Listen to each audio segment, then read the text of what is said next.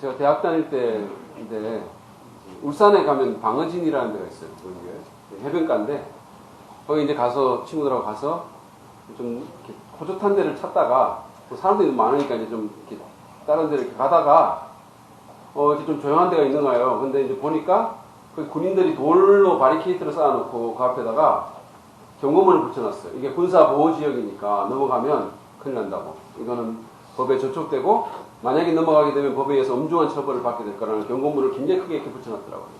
근데 그때 제가 대학생이었으니까 그냥 웃고 무시하며 제 허리 정도까지 오는데 그걸 넘어갔어요. 넘어가고 그리고는 언덕을 이렇게 거슬러 내려가서 해변가에 가서 얼마 되지 않았는데 군인들이 왔어요.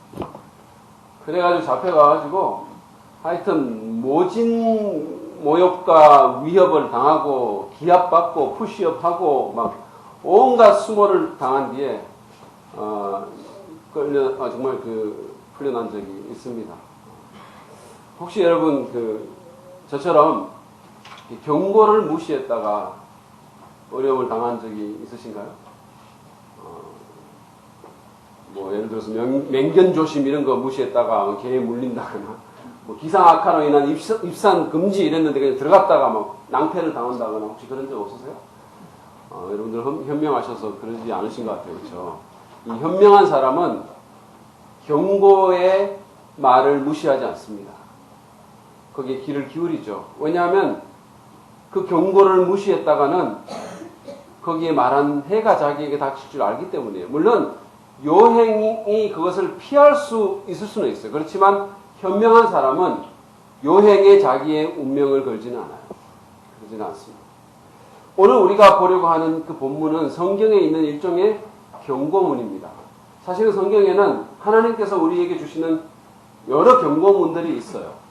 특별히 하나님께서 강조하고 싶은 것, 하나님께서 정말 중요하게 생각하시는 것, 특별히 우리가 정말 잘 미스하는 것들에 대해서 하나님이 경고하시는 거예요. 우리는 이 경고문들을 무시해서는 안 됩니다. 우리가 정말 복된 삶을 살기를 원한다면 무시해서는 안 됩니다. 왜냐하면 하나님은 우리가 비켜갈 수 있는 그런 분이 아니시고 하나님 농담하시는 분이 아니시기 때문에 그래요. 그러니까 특별히 하나님이 경고할 만큼 강조하시는 것은 굉장히 중요한 문제고 오히려 그것이 우리에게 사실은 우리가 그것을 받아들였을 때 우리에게 유익이 있는 그런 문제이기 때문입니다.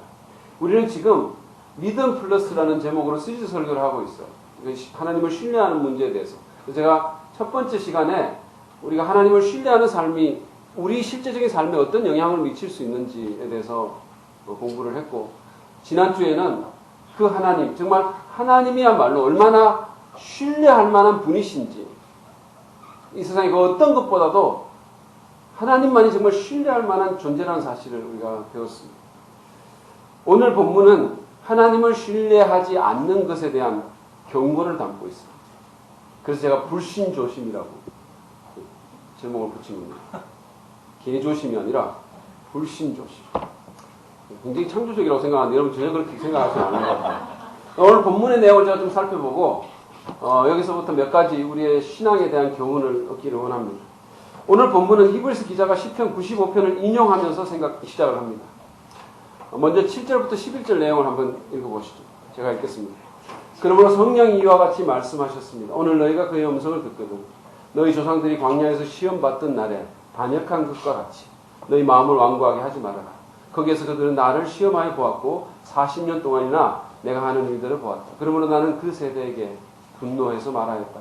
그들은 언제나 마음이 미혹되어서 내 길을 알지 못하였다. 내가 진노하여 맹세한 대로 그들은 결코 내 안식에 들어오지 못할 것이다. 이 말씀은 이스라엘 민족이 이집트의 노예 생활을 하다가 이렇게 해방이 됐잖아요. 그래서 거기서 나와서 광야 생활을 했는데 그때의 상황을 묘사를 하고 있습니다. 그들은 하나님의 놀라운 능력을 눈으로 직접 본 사람들입니다. 그 당시에 최강대국이었던 이집트의 소나기에서 자기들을 해방시켜준 하나님의 초자연적인 능력을 직접 경험한 사람들이에요. 심지어는 바다가 자기들 눈앞에서 갈라져서 육지처럼 되는 것을 본 사람입니다. 여러분 그런 거 혹시 그런 거 비슷한 거라도 본 적 있으세요? 우리가 이런 거 잘 경험하지 못하잖아요. 그렇죠? 저는 가끔씩 이렇게 차 몰고 이렇게 고속도로 가다가 급할 때 막 바쁜데 지금 막 차가 쫙 밀려 있잖아요. 그러면 이 말씀이 생각이 나요. 출애굽 얘기가 생각이 나요. 이렇게 쫙 갈라지는, 예, 그래서 막 절망적으로 주여, 이 차들이 쫙 갈라지게 하옵소서 뭐 이런 거 있잖아요. 단 한 번도 갈라진 적이 없죠. 한 대도 안 갈라지죠. 때로는 막 저는 막 이렇게 막 차들이 땅 밑으로 들어가고 막 그냥 가게 해주세요. 뭐 이런 거. 여러분은 그렇게 기도 안 하세요? 엄청 신뢰하신 분들이라 안 하시는 모양이죠? 저는 그렇게 합니다. 근데 어쨌든 이 이스라엘 사람들은 좀 우리가 상상조차 할 수 없는 그런 하나님의 능력을 본 겁니다. 그것은 사실은 그들이 보았던, 그들이 경험했던 하나의 하나님의 능력에 불과했습니다. 40년 동안 그들은 수없이 하나님이 어떤 분인가를 봤습니다.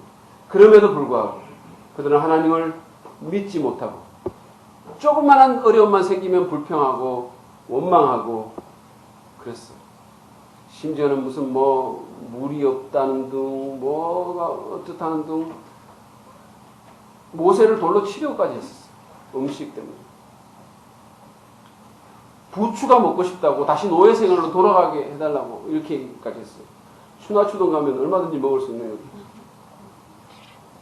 그들은 40년 동안 하나님의 놀라운 일을 보면서도 그 마음을 완고하게 해서 하나님께 반역했습니다. 그래서 그 세대는 하나님께서 예비하신 그 수많은 축복을 누리지 못했다는 거예요. 그 안식의 땅에 들어가지 못했다는 거예요. 그런 다음에 12절 13절에서 히브리서 기자는 이 본문을 당시 편지를 받았던 히브리 크리스찬들에게 적용을 합니다. 형제자매 여러분 가운데 믿지 않는 악한 마음을 품고서 살아계신 하나님을 떠나는 사람이 아무도 없도록 여러분은 조심하십시오. 오늘이라고 하는 그날 서로 권면하여 아무도 죄의 유혹에 빠져 완고하게 되지 않도록 하십시오. 과거에 광야를 방랑하던 그 이스라엘 사람들처럼 마음을 완고하게 하고 하나님을 신뢰하지 않는 그런 악한 그 본을 받지 말고 그런 마음을 갖지 않도록 주의하라고 권면했어요. 그야말로 불신조심의 경고문을 날린 겁니다. 하나님을 신뢰하지 않는 것은 굉장히 위험한 일이기 때문에, 그리고 사실은 상당히 현명하지 않은 일이기 때문에, 맹견조심이나 또는 무슨 기상악화의 위험보다 훨씬 더 위험한 일이기 때문에 경고를 바라지 않을 수가 없는 겁니다.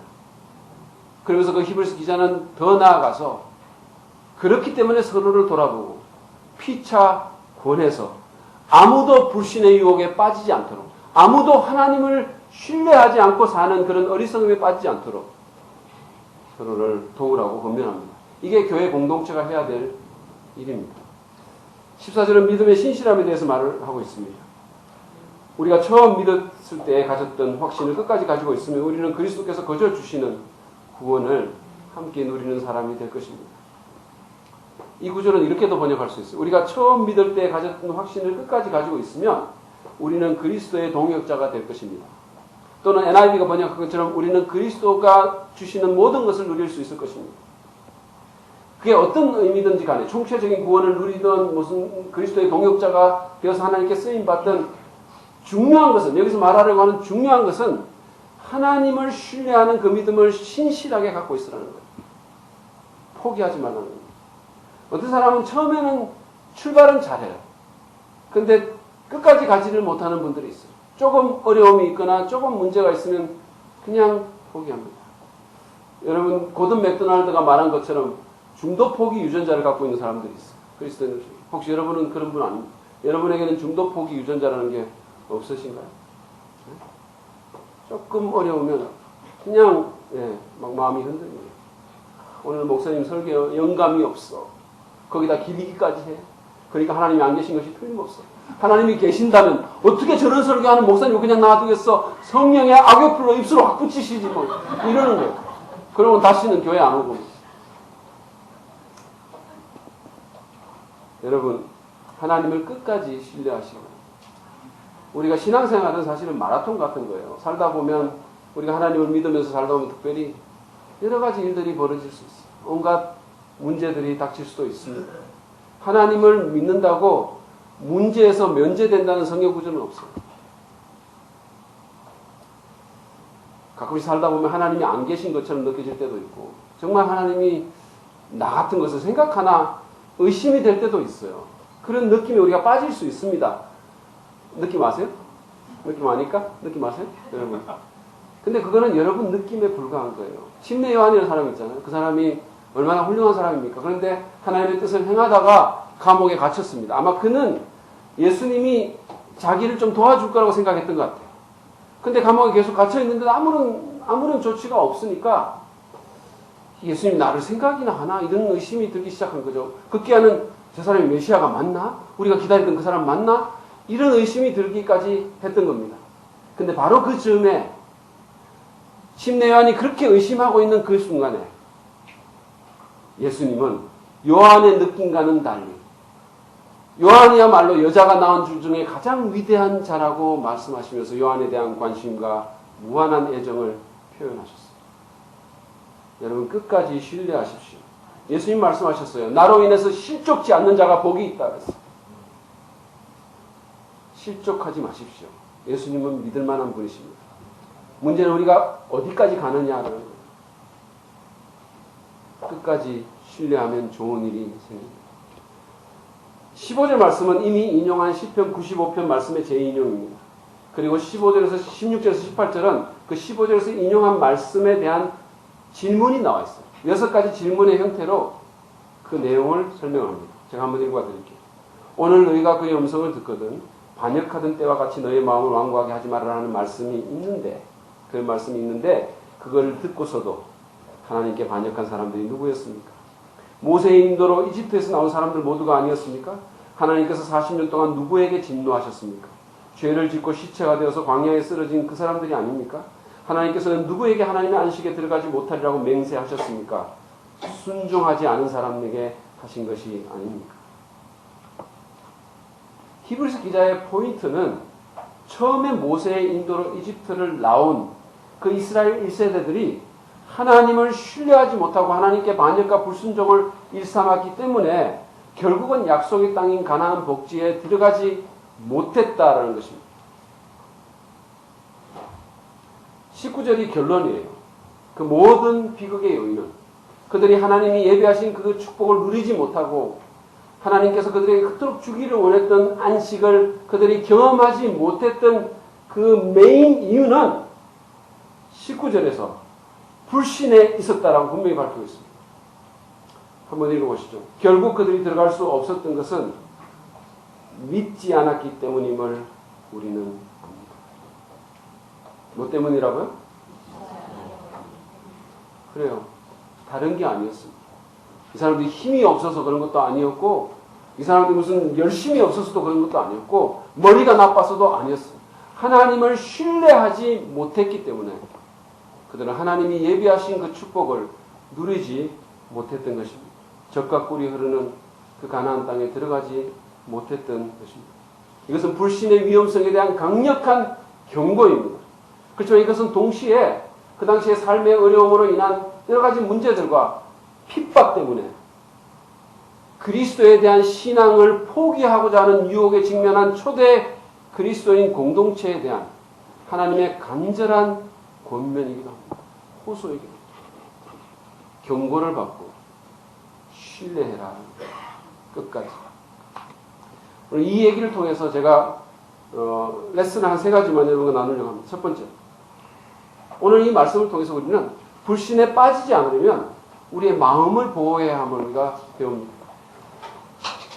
12절 말씀을 보시면 히브리서 기자는 과거 이스라엘 백성의 예를 인용한 후에 당시 초대 그리스도인들이 정말 믿지 않는 마음을 품을까봐 믿지 않는 악한 마음이라고 표현했어요. 12절로. 믿지 않는 악한 마음을 품고서 하나님을 떠나는 사람이 없도록 조심하라고 권면합니다. 사실 과거의 그 이스라엘 1세대들도 처음에 이집트를 떠날 때는 하나님 다 믿는 사람들이었어요. 하나님을 믿었기 때문에 그들이 6월절날 양을 죽여가지고 그 피를 문수를 바르는 그런 일을 했던 겁니다. 하나님을 믿었기 때문에 최강대국이었던 이집트의 위협에도 불구하고 모세를 따라 나섰던 사람들이에요. 하나님을 믿었기 때문에 처음에는 하나님을 믿었어요. 그렇지만 시간이 지남에 따라 홍해의 기적이 흐릿해지고 그리고는 광야 생활로 인한 여러 가지 어려움들이 닥치면서 그들의 마음에 하나님에 대한 의심이 따리를 들었습니다. 그러면서 우상에게 마음이 기울었어요. 여행하면서 접하는 새로운 우상에 대한 호기심이 생기고 저거는 우리가 경험한 하나님과는 좀 다를 것 같고 좀 조종하기 쉬울 것 같고 하나님은 너무 부담스럽고 때로 하나님은 좋은 분 같은데 너무 위험하고 자꾸 이렇게 우상에게 마음이 기웁니다. 그러면서 하나님에 대한 신뢰가 약해졌고 급기야는 그 마음이 하나님에 대한 불신으로 가득 차게 된 것입니다. 살아계신 하나님을 떠나는 비참한 마음 상태가 된 거예요. 우리도 과거의 이스라엘 사람들처럼 그렇게 될 수 있습니다. 우리의 마음이 실질적으로 하나님을 떠날 수 있다는 거예요. 여러분 그냥 입으로는 고백할 수 있을지 모르지만 우리의 마음이 하나님을 떠날 수 있습니다. 이 말은 우리가 구원을 잃어버린다는 말은 아닙니다. 그렇죠. 우리가 실제 삶에서 하나님에 대한 감각이 없어지고 정말 어떤 삶의 선택에 있어서 하나님을 전혀 신뢰하지 않는 그런 일이 일어날 수 있다는 거예요. 거의 무신론자처럼 살 수 있다는 거예요. 예배는 나와요. 기도는 할 수 있어요. 그렇지만 하나님에 대한 인식이 없는 거죠. 어떤 사람이 기도를 합니다. 하나님, 주님 저희 기도를 들어 주시옵소서. 거룩한 목소리로 주여 들어 주시옵소서. 그러니까 하나님께서 듣고 있다. 그러니까 그 사람이 놀라서 졸도했다는 거예요. 여러분, 기도는 했는데 하나님이 그 기도를 들을 거라는 생각조차 않고 기도를 하는 거예요. 그래서 중보기도 실수 조심하셔야 돼요. 우리는 우리의 마음을 살피고 그 마음을 관리해야 됩니다. 마음속에 쓴뿌리나 또는 어떤 불신의 싹이 트고 있지는 않은지 모니터를 잘 해봐야 돼요. 믿음이라는 것은 사실은 한꺼번에 사라지지 않습니다. 그러지 않아요. 점진적으로 진행이 되는 거죠. 개구리가 이게 냉혈동물이잖아요. 물이 팍팍 끓는데 개구리를 집어넣으면 개구리가 팍 튀어나옵니다. 개굴! 하면서 나와요. 근데 상온에다가 그 물에다가 개구리를 집어넣고 아주 조금씩 온도를 높이잖아요. 그러면 개구리가 아주 기분 좋게 거기서 돌아가십니다. 전혀 그걸 느끼지도 못하고 그냥 죽는 거예요. 사단은 이런 식으로 우리 마음에서 믿음을 죽이려고 할 겁니다. 여러분의 마음을 한번 살펴보십시오. 여러분의 마음은 어떤 상태입니까? 우리가 마음을 관리하지 않고 별것 아닌 것 같은 작은 의심, 작은 불평거리들, 불신들, 하나님의 교회나 그분의 뜻에 대한 어떤 비판적인 마음 이런 것들을 그냥 내버려 두면 방치하면 결국은 우리의 마음이 엉망이 되는 겁니다. 또는 성령의 생각으로 충만하기보다는 육신의 생각으로 우리의 마음을 채우고 하나님의 음성을 듣기보다는 세상의 소리를 더 많이 들으면 그러면 이게 하나님이 정말 비현실적으로 느껴지게 되는 거예요. 예수 믿는다고 하면서도 하나님이 unreal하게 비현실적으로 느껴지는 거예요. 그러면서 마음속에 의심의 씨앗이 뿌려지고 우리의 마음이 하나님을 떠나서 세상과 우상을 향하게 될 겁니다. 그리고 그런 과정이 계속해서 지속되면 필리비안스의 책 제목처럼 내 안에 하나님이 없다 이렇게. 그러면 진로나 결혼생활이나 직장생활이나 여가생활이나 인간관계 등에서 실질적인 무신론자로 우리가 살아가게 됩니다. 잠언 4장 23절은 이렇게 말씀합니다. 그 무엇보다도 너는 내 마음을 지켜. 그 마음이 바로 생명의 근원이기 때문에. 우리는 우리의 마음을 잘 지키고 계속해서 모니터할 필요가 있습니다. 그래서 우리의 마음이 하나님에 대한 신뢰와 사랑이 있는 마음이 될 수 있도록 개발시켜 나가야 됩니다. 우리의 마음을 불신의 유혹으로부터 지키는 것보다 더 중요한 일은 없습니다.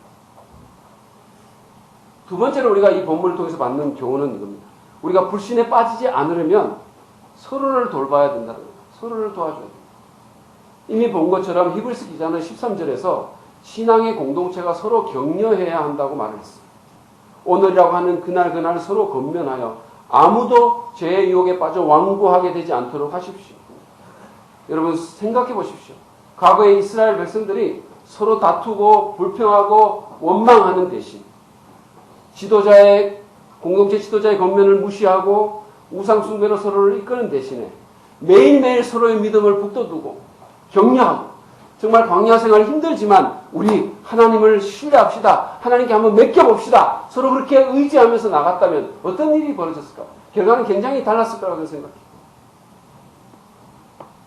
그것을 알았기 때문에 히브리서 기자는 자신의 독자인 초대교회 공동체에게 매일 서로 권면하라라고 그렇게 말하는 겁니다. 여러분 기억하십시오. 우리가 불신을 막고 하나님에 대한 신뢰를 개발시키기 위해서는 교회 공동체의 역할이 굉장히 중요합니다. 요즘 이렇게 보면 예수님은 좋은데 교회는 싫다 그러면서 교회 안 다니는 사람들이 있어요. 그러니까 그 사람들이 안 믿는 사람들은 아니에요. 근데 제도적인 교회에 속하지 않는 거예요. 이해는 가죠. 왜냐하면 뭐 교회 문제 있는 교회들이 많으니까. 그래서 그냥 설교 듣고 싶으면 인터넷으로 그냥 설교 듣고 뭐 흥금하고 싶은 마음이 생기면 그냥 이곳저곳에 자기 그냥 계좌로 보내고 혼자 그냥 기도하고 묵상하고 이러는 거예요. 근데 이것은 굉장히 위험한 행위입니다. 바람직하지 않아요. 공동체의 교제권을 떠나서 혼자 있다는 것은 사단에게 작업장을 내주는 것과 같은 의미입니다. 사단은 고립된 신자를 노립니다. 다윗은 자신의 군대가 전쟁에 나가 있는 동안 혼자 있었기 때문에 정말 심각한 범죄에 빠진 거예요. 정말 자신의 인생에서 쉬어버리고 싶어. 그 오점을 남기게 된 겁니다. 공동체의 교제에 참여하지 않고 혼자 있기를 선택하는 것은 위험한 일입니다. 우리가 살다 보면은 이 교회 예배 모임이나 또는 무슨 셀 목장 모임 같은 소그룹 모임에 가기 싫을 때가 있어요. 그렇죠? 그렇지만 여러분 그럴 때일수록 우리는 더 가야 됩니다. 정말 가기 싫을 때야말로 정말 가야 될 때예요. 내가 교회 가기 싫다. 이럴 때야말로 정말 가야 될 때입니다. 그러면 가고 싶을 때는 어떻게 하죠? 당연히 가야죠. 뭘 이렇게 어렵게 생각하십니까? 하나님께서 우리에게 교회를 주신 것은 혼자서 우리가 건강한 신앙생활을 할 수 없음을 그분이 아셨기 때문이에요. USC의 그 유니버시티 오브 서던 캘리포니아라는 아주 사립 명문대학이 있어요. 거기에 철학 교수를 지냈고 또 아주 탁월하고 저명한 영성신학자였던 달라스 윌러드라는 분이 이런 말을 했어요. 우리의 성장은 공동체 가운데서 가장 잘 이루어집니다. 우리의 성장은 공동체 가운데서 가장 잘 이루어집니다. 하나님에 대한 신뢰도 마찬가지예요. 공동체에 속해서 말씀을 듣고 피차 권면하고 서로 격려해주고 기도해줄 때 우리가 더 잘 자랄 수가 있는 겁니다. 그래서 하나님이 우리에게 교회를 주신 거예요. 서로의 믿음을 북돋우고 격려하라고 이 사랑 빚는 교회를 세우신 겁니다. 그냥 우리끼리 뭐 종교의식하고 그냥 뭐 재밌게 놀라고 그렇게 한 게 아니라는 거예요. 그냥 한번 교회에 왔다가 가는 것, 물론 예배 드리는 것 중요하지만 교제권이 만약에 없다면, 그런 교제에 내가 적극적으로 참여하지 않는다면 하나님께서 우리에게 주기를 원하는 많은 좋은 것들을 우리가 놓치게 되는 겁니다. 그러므로 여러분 교제권에 속하고 소그룹 모임에 참여하십시오. 다른 누구를 위해서가 아니라 나 자신을 위해서 그렇게 하시기를 바랍니다. 그뿐만 아니라 우리 소그룹의 리더들, 우리 목자님들과 또 구성원들은 정말 이 교제가 사람들의 믿음을 세워줄 수 있는지, 그런 교제를 우리가 하고 있는지 정말 신경을 써야 됩니다. 우리 교회는 그런 게 제가 없는 걸로 알고 있는데, 어떤 데 이렇게 보면 엄청 재미도 있고, 그 그룹이. 또 막 자기들끼리 친하기도 한데, 믿음과는 별 상관이 없는 거예요. 예?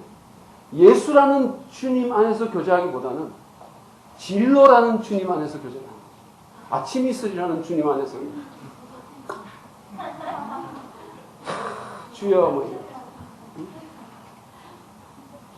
우리는 우리의 모임이 세속적인 모임이 되지 않도록 굉장히 조심해야 돼요. 여러분, 기껏 목장 모임에 왔는데, 그죠? 근데 모여가지고, 예수 믿는 사람들이 모여가지고 무슨 장동건 후광에 대해서 논의하고, 김태희 명품 백에 대해서 말하고, 아파트 어떻게 하면 좋은 거 싸게 살 수 있는 이런 거 얘기하면, 그거 왜 모입니까? 왜 예수의 이름으로 그런 모임을 합니까? 누가 무슨 말씀에 대해서 나누면, 에이, 요즘 세상에 어떻게 그렇게 살아? 에이, 그 말을 어떻게 믿어? 안 돼. 이렇게 말한다면 그 목장 모임이 무슨 소용이 있겠어요? 그것은 서로의 믿음을 세워주려는 교회의 설립 목적에, 존재 목적에 완전히 반하는 행위라는 거죠. 우리는 서로를 돌아보며 불신에 빠지지 않도록 서로 격려해야 합니다. 어렵지만, 인생 산다는 게 쉽지 않잖아요. 온갖 일들이 닥치잖아요. 어렵지만, 그럼에도 불구하고 하나님을 계속 신뢰하고, 하나님께 맡기고, 내려놓고, 정말 한번 살아보자고, 어떻게 하시는지 한번 보자고, 서로 격려해야 될 거 아닙니까? 말로만 하는 것이 아니라. 사실은 우리의 삶 자체가 다른 사람의 믿음을 강화하는 그런 계기가 될 수 있어야 된다는 거죠. 탤런트인 김혜자 씨가 이런 말을 했어요. 제가 방송에서 들었는데, 그분이 이제 구호 활동 같은 거 열심히 하잖아요. 근데 자기가 이제 어떤 아주 가난한 나라에 이렇게 갔는데, 정말 그 아이들이 고통당하고 정말 이 어려운 현실을 보니까, 하나님 진짜 계시나? 이런 생각이 들더라는 거예요. 너무 죄 없는 아이들이 고통당하니까, 좀 하나님 계시는가? 이런 의심이 들더라는 거예요. 근데, 그러면서 이렇게 보니까 거기서 뭐 미국이라든지 유럽이라든지 이런 데서 온 그 크리스천 청년들이 정말 자기 온 존재를 던져가지고 그 아이들을 돕고 희생하고 섬기는 이런 모습들을 또 보게 되면서 야, 하나님 진짜 계시구나. 그렇게 생각이 변하더라는 거예요. 저 사람 저렇게 사는 거 보니까 정말 하나님이 계신가 봐. 나도 하나님 신뢰해야지. 이런 삶을 살도록 합시다. 나도 정말 내 느낌은 아니지만, 내 생각은 아니지만, 상황은 그렇게 안 보이지만, 나도 하나님 신뢰하면서 살아야지. 한번 내려놔 봐야지. 이런 마음이 들도록 해야 되는 거 아니겠어요? 여러분 기억하십시오. 불신을 예방하기 위해서는 공동체, 믿음의 공동체가 필요합니다. 소그룹에 참여하시기를 바랍니다. 교제하십시오. 여러분 오늘 셀 목장에 오잖아요. 우리가 오늘 조금 집에 일찍 가면 뭐 하시겠어요? 뭐 할 일, 그렇게 중요한 일 안 하시잖아요. 그렇죠? 하십시오. 그리고 서로를 위해서 중보기도 하고, 어려울 때 정말 서로 붙들어주고, 힘과 용기와 신앙을 북돋아주는 우리가 되기를 바랍니다. 그래야 불신에 빠지지 않고, 우리의 신앙을, 우리의 신뢰를 더 굳건하게 만들 수가 있는. 마지막 교훈은 이겁니다. 우리는 불신의 결과를 눈여겨보고, 역사의 교훈을 받아야 합니다. 불신의 결과를 눈여겨보고 역사의 교훈을 받읍시다. 히브리서 기자가 본문에서 과거 이스라엘 그 1세대들이 이렇게 됐다라고 말한 것은 지금 믿음을 떠나도록 유혹받는 그런 히브리 크리스천 공동체가 역사의 교훈을 받고 하나님을 더 신뢰하게 만들기 위해서였습니다. 그들의 조상이 하나님을 신뢰하지 않고 불신의 삶을 살아서 하나님이 그토록 주기를 원하셨던 그 베스트를 놓친 사실을 그들에게 말해주면서 그 전철을 밟지 말라는 거예요. 그들의 조상은 다른 것 때문이 아니라 하나님에 대한 불신으로 인해서 약속의 땅으로 들어가지 못했기 때문에 불신의 위험성을 잘 보고 교훈을 받았어요. 그들과는 다른 선택을 하라고 호소하는 것입니다. 이걸 개콘 버전으로 하면 너희들도 한번 당해 봐야 정신을 차리게 이렇게 되는 거예요. 좀 웃으세요. 웃고서 합시다. 우리도 불신의 그 결과를 보고 교훈을 받아야 합니다. 하나님께서 마음이 떠나서 그분을 신뢰하지 않고 사는 사람들이 어떤 결과를 당하는지를 잘 보고 교훈을 받을 필요가 있다는 거예요. 저는 25년이 넘도록 기독교 사역을 하면서 하나님에게서 그 마음이 떠난 사람들 또는 시험을 받아서 이런저런 이유로 교회를 떠나고 믿음을 행사하지 않고 사는 많은 그리스도인들을 봤어요. 여러분 그런 사람들이 진짜 행복하다고 생각하세요? 제가 제 경험으로 미뤄봐도 하나님을 신뢰하지 못하고 하나님께 내려놓지 못하고 하나님을 떠나서 방황할 때 결코 행복할 수 없어요. 마음속에 번민이 가득한 거예요. 오히려 이런 거는 사실은 아예 안 믿는 사람보다 훨씬 더 비참한 삶을 우리가 사는 거예요. 소위 믿는다고 하는 크리스찬이 하나님을 신뢰하지 못하고 하나님께 맡기는 선택을 하지 못할 때 우리 마음속에 얼마나 번뇌가 많은지 아세요? 저는 압니다. 해봤기 때문에 알아요. 우리는 불신의 결과를 잘 봐야 됩니다. 하나님을 신뢰하지 않으면 우리는 우리 머리나 다른 것들을 신뢰하게 돼 있어요. 뭔가를 의지하게 돼 있어요. 근데 그렇게 되면 더 큰 재앙을 우리가 경험할 수도 있는 겁니다.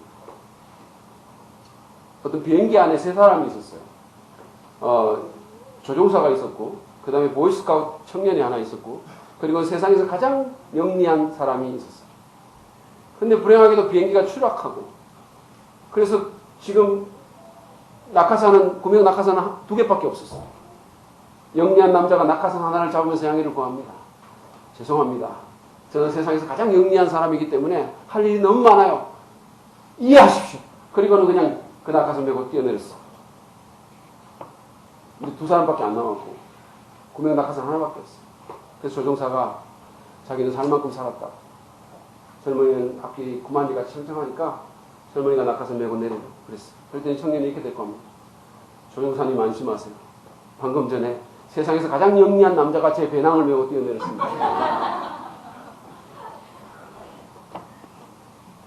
하나님을 신뢰하지 않고 자기 꾀를 의지하는 자의 결국이 이와 같은 겁니다. 여러분 반드시 기억하시기 바랍니다. 특별히 예수님 믿는 분들은 기억하세요. 우리가 예수님을 따르지 않고 하나님을 신뢰하지 않으면 우리는 다른 어떤 것을 신뢰하게 돼 있어요. 우리는 하나님보다 못한 것을 신뢰하게 돼 있어요. 하나님보다 못한 것, 예수님보다 못한 것을 따르게 돼 있어요. 그 결과를 눈여겨보시기 바랍니다.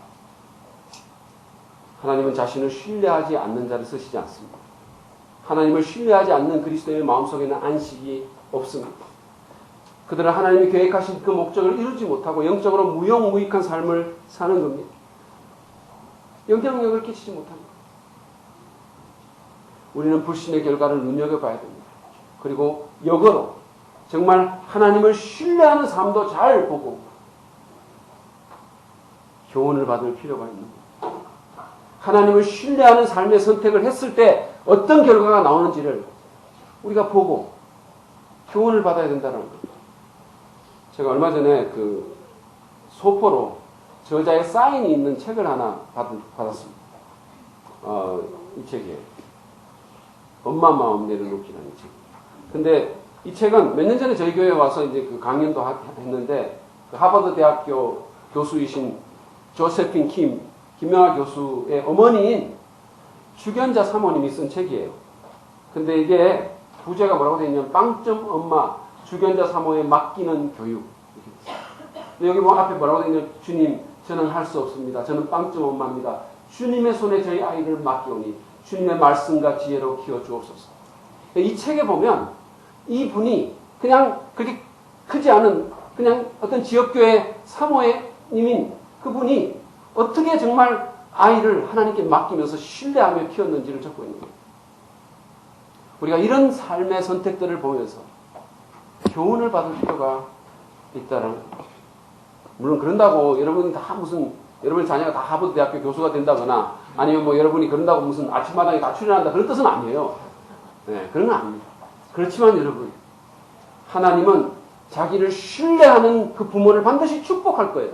정말 하나님께 맡기면서 자기 생각이나 무슨 세상의 어떤 것을 따라서 키우는 것이 아니라 하나님께 맡기면서 키우는 그 부모를 축복하실 것이고 그 아이를 하나님께서 사용하실 것입니다. 세상적으로 인류대 나오고 높은 데 가는 거 뭐 그렇게 되면 좋을 수도 있겠지만 그게 반드시 좋은 건 아니에요.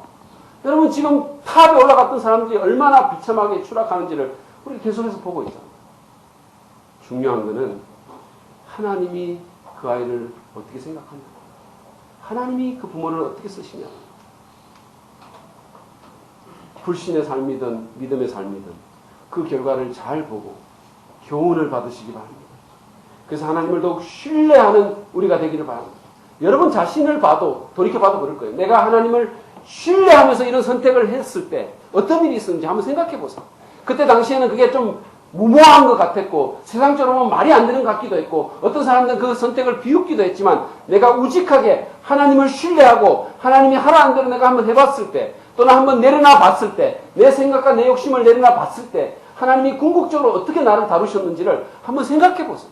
또는 그 반대로 내가 하나님을 불신하고 내 생각대로 내 계획대로 내 머리로 했을 때 어떤 일이 일어나는지 생각해 보세요.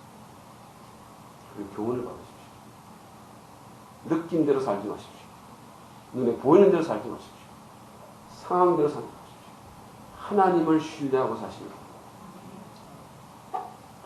잠언 27장 12절에 보면 슬기로운 사람은 재앙을 보면 숨어 피하지만 어리석은 사람은 고집을 부리고 나아가다가 화를 입는다는 말이 있어요. 현명한 사람은 경고 사인을 예의주시하고 이에 대비하지만 어리석은 사람은 그냥 그거를 무시하고 지나가다가 화를 당한다는 거예요. 오늘 우리는 하나님을 신뢰하지 않는 삶의 위험에 대한 하나님의 경고문을 보았습니다. 만약에 우리가 이것을 무시한다면 그리고 계속해서 불신하는 삶의 선택을 한다면 우리만 손해에 잇따릅니다. 그러면 어리석은 사람처럼 행동하지 마시고 현명한 자가 되시기를 바랍니다. 여러분은 하나님을 신뢰하며 사십니까?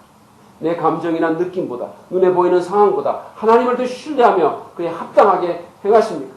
아니면 오늘 본문에 나오는 사람들처럼 하나님을 신뢰하지 않고 그냥 상황을 보고 내 생각대로 내 느낌대로 그렇게 움직이십니까? 그래서 하나님 말씀을 불순종하고 있습니까? 하나님의 경고문에 반응하도록 합시다. 이제 여러분의 마음을 살피십시오. 내 마음에서 불신의 씨앗을 제거해달라고 기도하고 정말 마음을 관리하겠다고 결단하십시오. 또 하나님에 대한 신뢰를 더 강화하기 위해서 공동체의 삶에 참여하고 교제하기로 결심하십시오. 뿐만 아니라 불신과 신앙의 결과를 눈여겨서 잘 보고 교훈을 받는 현명한 자가 되게 해달라고 주님께 기도하시는 여러분이 되시기 바랍니다. 그럼으로써 우리 모두 우리의 반석이며 구원이신 정말 우리의 든든한 산성 되신 우리 하나님을 굳게 신뢰하고 그로 인한 축복과 은혜를 경험하시기를 주님의 이름으로 축원합니다. 이제 우리 함께 주의 말씀